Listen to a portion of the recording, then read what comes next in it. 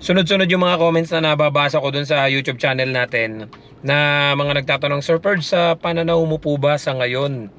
Okay lang po bang ituloy namin yung application namin pa Canada? Worth it pa po ba ang Canada sa ngayon?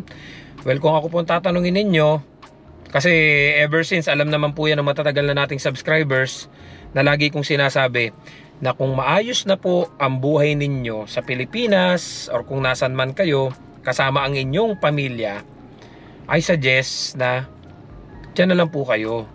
Kasi nga po, hindi naman po lahat ng pumupunta ng Canada ay pare-parehas ang dahilan. Yung reason nila pagpunta ng Canada, mayroon kasing gustong takasan na yung bulok na sistema ng gobyerno sa Pilipinas. Mayroon namang yung iba talagang ipinupurso ang Canada kasi talagang yung hirap na pinagdaanan niya sa Pilipinas, nagbabaka sakali siyang mabago yung buhay niya dito sa Canada. So magkakaiba po tayo ng dahilan kaya tayo maalis ng bansa, ng Pilipinas. Kaya yung iba masaya na sa Hong Kong, masaya na sa Dubai, masaya na sa Singapore, sa Korea. Yung iba sabi nga nila never ako magka-Canada, ayoko sa Canada, masaya na ako dito sa Hong Kong. Kaya nga lang, yung iba naman, masaya na sa Korea. Bakit sila umaalis pa ng Korea, ng Singapore, kahit okay na pala sila doon? Kasi ang habol nga po nila dito is madala yung kanilang family. Yun naman po kasi ang habol nila. Kasi imagine niyo guys, saglit lang ang buhay sa mundo, tapos mauubos yung panahon mo kakatrabaho abroad. Sabihin na natin yearly nakakauwi ka ng Pilipinas. Masaya ka na po ba sa ganon? Na parang tatanda ka na, hindi mo na nakilala yung mga yung mga pamangkin mo, yung anak mo, hindi mo na nakasama, yung pamilya mo. So mauubos na lang yung panahon mo sa ganon. Kaya nga po nung nagkaroon ng opportunity na kagaya nung sa student, ang daming nag-grab. Yung sa tourist, ang daming nag-grab. Yun nga lang talaga na abuso. At marami din yung nakakita na ay pwedeng pagkakitaan ko itong mga tourist, itong mga student. Kasi kung tatanungin nyo po kung worth it pa ba sa ngayon ang Canada, para sa akin po ha, ito yung personal ko pong opinion. Maaaring hindi kayo pabor sa sasabihin ko, pero kanya-kanya po kasi tayo ng opinion, at dahil ako naman po yung tinatanong ninyo, edi sasagutin ko po kayo. Well, sabihin na lang siguro tayo guys magkwentuhan kasi malilate na ako. Yung meet up namin nung bibiling kong electric guitar cable kasi nasira nga yung naputol. May bibilin lang ako, so sabihin na lang siguro tayo magkwentuhan. Okay, so worth it pa daw ba na mag-Canada? So marami po kasing ibig sabihin yan tanong ninyo isa-isahin po natin at pag-iwahiwalay natin para hindi kayo malito. Ano po ba yung mga hot issue ngayon dito, yung mga pagbabago dito sa Canada? Well, yan yung tourist visa, low wage na temporary foreign workers, at saka yung mga student. So hindi na po natin isasama dito sa topic na to yung mga landed PR, yung mga pinitisyon na ng mga kamag-anak nila dito na PR na, napupunta na lang sila dito sa Canada, landed PR na. Hindi na din natin isasama diyan yung mga na dito na sa Canada mismo na magaganda na yung estado. Hindi na rin natin isasama po diyan yung mga high wage. So ang pag-uusapan lang po natin yung temporary foreign workers na low wage, yung student, at saka yung mga tourist visa. Kasi hindi naman po apektado dito yung mga nasa high wage. Hindi din dito apektado yung mga permanent resident na at saka yung mga citizen na. So hindi po sila kasama dito. So kung ang tinatanong nyo po kung worth it pa ba ang Canada, para sa akin po still worth it pa rin po. Pero may pero nga po unahin po natin yung sa tourist. Ayan na. Kung tourist po kayo na dito sa loob ng Canada, dahil nga po hindi nyo din may ko-convert ng working permit, may isa akong nakitang post nung isa nating consultant na ipinalo. Actually magaling tong consultant na to. Sabi nga niya, don't panic guys, yung mga dito na sa loob ng Canada na may LMIA na, you can still try plug polling.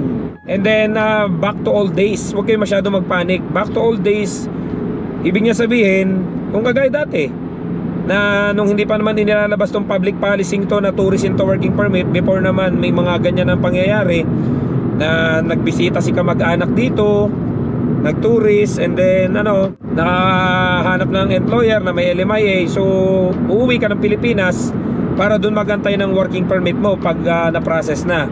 So yun yung tinasabi niyang back to old days. Kaya nga lang, habang binabasa ko yung post niya, May nakita ako dun sa comments na may screenshot. May isa daw grupo dito na naglalakad na yung plug polling stop na, hindi na i-allowed. So binasa ko, grabe, hindi pa lang po confirm to, kaya hindi ko muna pinopost eh. So ano po ba yung plug polling? Ito, shortcut ko na lang, pabilisin na lang natin. Ang process po kasi, pag nakakuha ka dito ng LMIA, para maging working permit is usually 3 months to 4 months.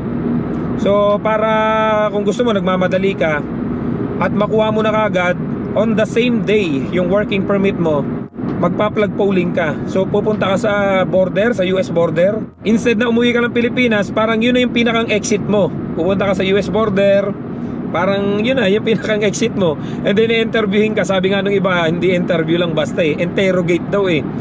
Kaya talagang grabe yung tanungan. Yun yung mga base doon sa mga nakausap ko. Actually marami akong gusto sanang i-share sa inyo about sa plug polling eh. Kasi yung mga subscriber kong iba na-refuse dahil nga yung mga gamit daw nila chinek, nakita yung mga cash job nila nakalista doon sa notebook. So well anyway, huwag na, hahaba na eh. Sa 5 konsultant na nakausap ko, may 2 konsultant ako na sabi nila wala namang problemang mag-plug polling as long as kaya mong makipag-usap, sumagot at kompleto yung dokumento mo, good, okay yan. Pero yung 3 konsultant na lagi kong nakakausap, sabi nga nila sa akin, hindi nila sinasuggest ang plug polling, especially kung tourist ka into working permit. They suggest na magantay ka ng 3 months to 4 months, wag mong madaliin. Nakita ko nga naman yung mga ginawa niya ng ganun, 3 to 4 months, okay nga naman. And then yung plug polling ngayon, sumablay, uwi ng Pilipinas. So yun po yung pinagkaiba nung ipapasa mo yung LMIA, ipaprocess mo online application 3 to 4 months doon sa plug polling na on the same day makukuha mo. Yun nga lang, talagang personal kang i-interviewin doon sa border, na kapag sumablay ka, pwedeng mapauwi ka na kagad on the spot sa Pilipinas. Kaya yung iba kong kaibigan na nagtatanong, Perds, nakabili na kami ng ticket, September, October yung flight namin dyan, okay lang bang tumuloy? Sabi ko nga po sa kanila, ito po yung sinasuggest ko sa kanila, kung yung pera nyong hawak ay pwede nyo nang gamiting puhunan diyan, puhunanin nyo na lang, kasi isang malaking sugal. Pero kung may mapera naman talaga kayo, tumuloy kayo, enjoy nyo na lang yung Canada, kasi nagastosan na kayo sa ticket eh. And kung may tutuluyan naman kayo kamag-anak dito na wala kayong gastos, okay, tuloy kayo. Then baka sakali may maispatang ka dyan na employer na willing antayin ka ng 6 months, 8 months na i-process yung working permit mo, nasa Pilipinas ka. Yung dati nga pwedeng mag-process dito eh, kaya lang pahirapan pa. What more ngayon, lalo ng pahirapan. At doon naman sa mga low wage, kung halimbawa po, sa low wage po ito ha, hindi na, sabi ko nga sa inyo, hindi na kasama ang high wage saka yung mga PR at citizen na. Kung sa low wage naman, na-hired ka sa Pilipinas, papunta rito sa Canada, then 1 year na nga lang yung contract, tumuloy ka. Kasi unang-una, alam naman natin, yung mga dumaan sa IPAM, sa staff house, sa Merca, yung mga walang gastos yung mga yan eh. May gastos man yung medical nila, yung requirements nila. So maliit lang yung gastos. Tuloy kayo kahit 1 year lang. Kasi in 1 year naman, baka may mga pagbabago pa eh. Baka malay nyo, maging 2 years na uli yung kontrata. Or malay nyo, yung PR mas pabilisin, hindi natin alam. Kasi may mga susunod pa daw na announcement yung mga pagbabago eh. Pero kung kayo ay low wage, darating kayo dito, at yung pera na ginastos ninyo ay kalahating milyon or 400,000, 300,000 doon sa mga nagko-cross country na ganang kalalaki yung gastos nyo, I suggest wag nyo na po munang ituloy. Kasi sa loob po ng 1 year, yung ginastos nyong kalahating milyon, pahirapan po kayong kitain. Sa low wage po ha. Marami nga tayong kakilala dito na low wage sila. Sabi nga nila, natapos na yung 1 year nila, parang patapos na nga yung kontrata nila ng 2 years, wala pa silang naiipon. Kasi nga daw, ang laki nung nagastos nila pagkakapunta rito, tapos yung bayad nila sa renta ay ang taas. So parang break even lang. Pero nasa sa inyo pa rin po yung desisyon, kasi hindi naman natin hawak yung desisyon ng bawat isa eh.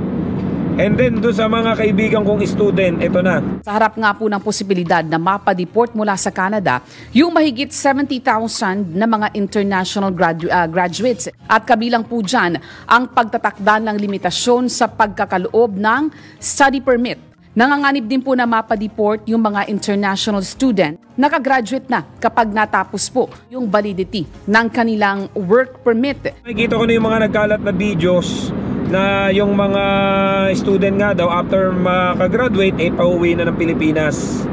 So nagkalat po yan sa mga news dito sa Canada. Yun nga daw, hindi na i-renew. So what for pa na nag-student ka dito? Kasi halos majority ng kilala ko hindi naman talaga student yung ipinunta dito. Nag-student lang sila para yung asawa nila makapag-open work permit and then makuha yung mga anak nila, sama-sama sila dito. Hindi naman talaga pag-aaral yung habol nila kasi ang tatandaan nila graduate na nga sila mga 4 years course na pero mag-aaral pa ulit. Hindi naman talaga pagiging student yung habol nila dito. Marami din ako nakita na mga videos na yung iba galing pa daw sa ibang bansa, ang ganda na daw ng katayuan nila doon, ang ganda na ng posisyon nila, lumipat pa sila dito, kasama nila yung pamilya nila, hindi pa sila PR, then naglabas ng ganyan, mga nadidismaya. Kala daw nila yung buhay nila dito na sa Canada, yung pala hindi pa, mapapauwi na din daw pala sila, mga student. So marami po ako napanood ng mga ganung video, kaya para sa akin hindi ngayon. This is not a good time para po mag-Canada, para dito sa mga student at tourist. Doon naman po sa mga low wage nga, yun nga, sabi ko nga sa inyo, kung na-hire kayo sa Pilipinas, wala pong masama. Dahil ang gastos dyan mura-mura. Pero kung kayo mag-cross country at talagang milyon, yung kalahating milyong gastos niyo. Naalala ko yung isang subscriber natin, sabi niya may nag-offer daw sa kanya ng LMIA 1 million kasama ng pamilya. Ha? Sabi ko, gagastos ka ng 1 million kahit pa kasama mo ang pamilya mo. Kung hindi ka naman landed PR dito, tagilid ka pa rin. Sabi kong ganun. Ngayon may mga student din akong kaibigan na alam ko naman na hindi naman sila ganung talagang mapera, na yung pera talagang hawak nila para mag-student ay talagang isusugal pa nila, pinaghirapan nila, at kung tutusin pwede na nilang maging puhunan. Pero isusugal pa din daw nila dito kasi nga daw pag student kasama na yung asawa, kasama na yung mga anak. Nga lang syempre nangyari nga to. Sabi ko nga sa kanila, kung mag-student ka dito, mag-LMIA ka na lang sana. That was before, nung hindi pa lumalabas ng ganitong issue. Sabi ko kasi sa LMIA kasi kahit pa paano may chance ka na makapag-apply ng PR at makuha mo yung family mo. Kesa gastusin mo yung milyon mong hawak ngayon kumpara doon sa naka-LMIA ka na mas makakamura ka. Kasi alam naman natin na kapag student, magkano po ang tuition niyan.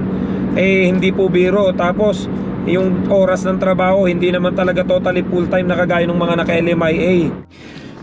Dito na tayo guys. Naantay ko na lang yung kadil natin na lumabas kasi sira kasi yung electric guitar cable ko Ang may sasuggest ko nga lang po sa inyo, iba-iba kasi tayo ng sitwasyon, itimbangin nyo po muna. Marami naman kayo makukunan dyan ng mga suggestion. Kung may mga kaibigan kayo dito, manood din kayo sa news, magbasa kayo sa Canada.ca, sa IRCC site, sa mga pagbabago.